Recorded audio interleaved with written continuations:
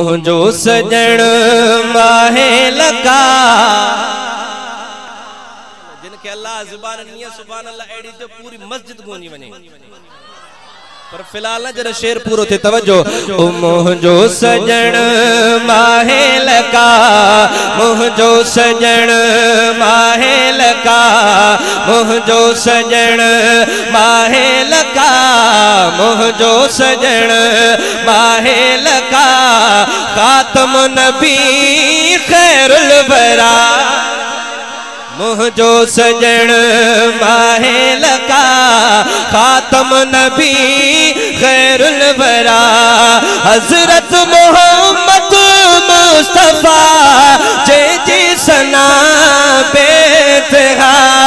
मुझो सजण माहे लगा खातम नबी खैरुल वरा खातम नबी खैरुल वरा मुझो सजण माहे लगा खातम नबी खैरुल वरा खातम नबी खैरुल वरा अल्लाह जो महबूब अल्लाह जो महबूब अल्लाह जो महबूब अल्लाह जो महबूब अल्लाह जो महबूब खूब में जो बदखूब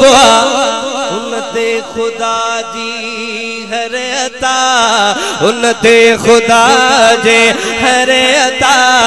राजी खुदा जे सांसदा राजी खुदा जे सांसदा मुझो सजण माहे लगा खातम नबी खैरुल वरा जोर न थो जा सुभान अल्लाह चुप रहने सुभान अल्लाह ता बुध जो सुभान अल्लाह मां इनके मजबूर न करो पर शेर इनके मजबूर कंदो तवज्जो कजो से ईमान सा ईमान सा ईमान सा ईमान सा चे ईमान सा जे जे दिठो उनके लगो मदीनो मिठो ईमान सा जे जे दिठो उनके लगो मदीनो मिठो दह दफा घोरी थिया दह दफा गोरी थिया मुर्गी पया दह दफा गोरी थिया मुर्गी पया मुझो सजण माहे लगा खातम नबी खैरुल वरा माखी मिठी उन जे करे माखी मिठी उन जे करे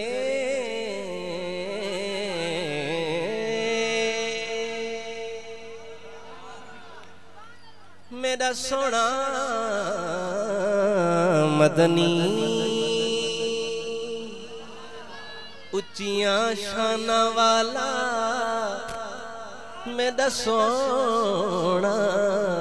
मदनी चे माखी मिठी उन जे करे ऐं खीर सां दिल थी ठरे ऐं खीर सां दिल थी ठरे माखी मिठी उन जे करे ऐं खीर सां दिल थी ठरे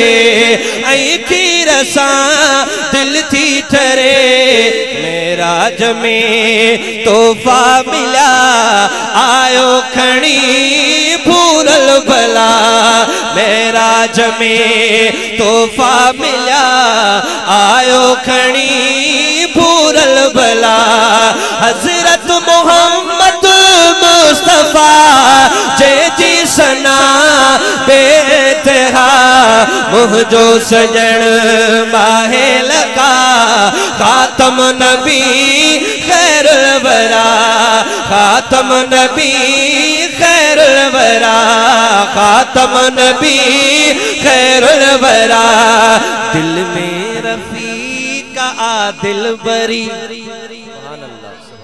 सैद रफी का मनम रोटी केरे प्यारे मोहब्बत से मिसरो जोड़ियो। तवज्जो कजो शायरी जे हिसाब सां। चिमाखी मिठी दिल में रफी का आदिल बरी, दिल में रफी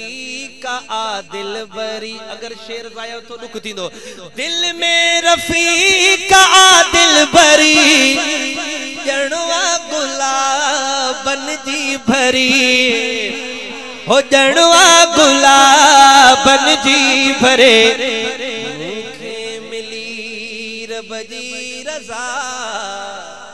मुखे मिली रब जी रज़ा, घुर्जे भला ॿियो बाक़ी छा।